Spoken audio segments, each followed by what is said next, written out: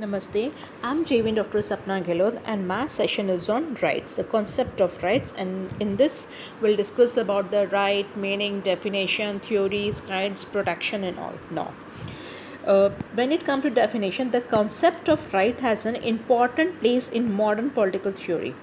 It had its origin in its philosophy of individualism, which regards the individual as an end and the state as a means. The purpose of the state is to promote the welfare of the individual, to create and maintain the condition in which the fullest development of his personality may be possible. These conditions, in fact, are the rights of the individual. In the words of Lasky, right are those conditions of social life without which no man can seek, in general, to be himself at its best. But right belong to the individual as a social being. A system of rights cannot be conceived without or outside society.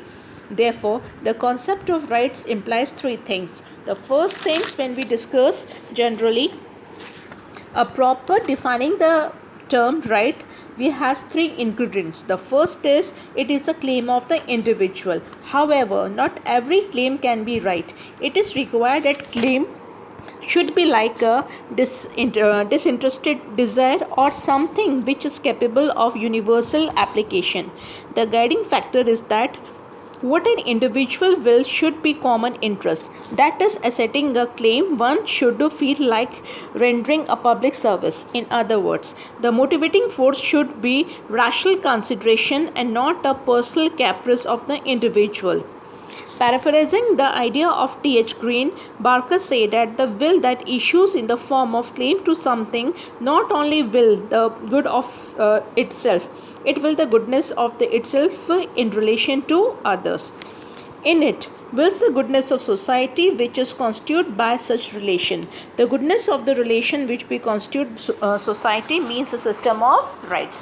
The second thing is that there is a social recognition.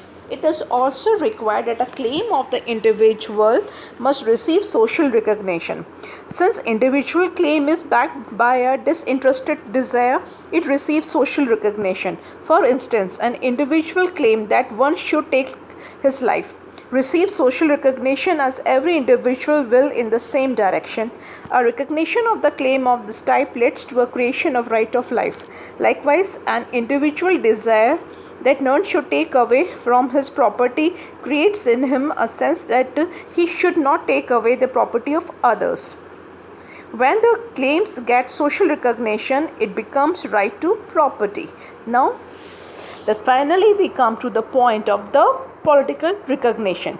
Rights are like moral, you can say the moral declarations until they are protected by the state. Individuals are guided by their real wills when they think in terms of pattering their conduct according to the rules of common behavior. However, in actual practice, they are motivated in most of the cases by the selfish wills. The result is a violation of the system of rights. Naturally, there must be some coercive force to ensure the exercise of these rights. The state translates socially recognized claims of moral rights into terms of law and thereby accords them legal recognition. It is therefore act like a coercive agency to prevent the threefold nature. They are ethical when we deal with the then we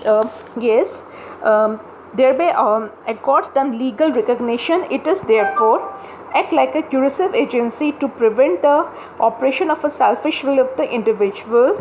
Rights therefore have a threefold nature.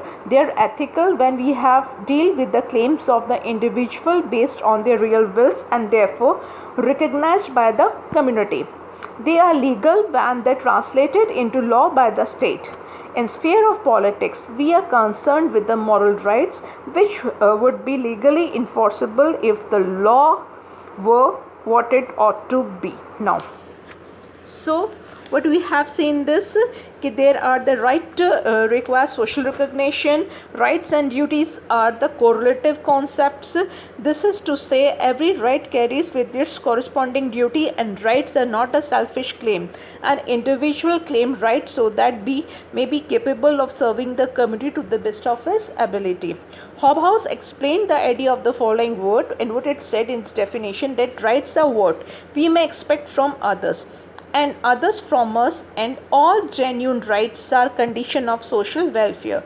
Thus, the rights anyone may claim are partly those which are necessary for the fulfillment of the function that society expects from him.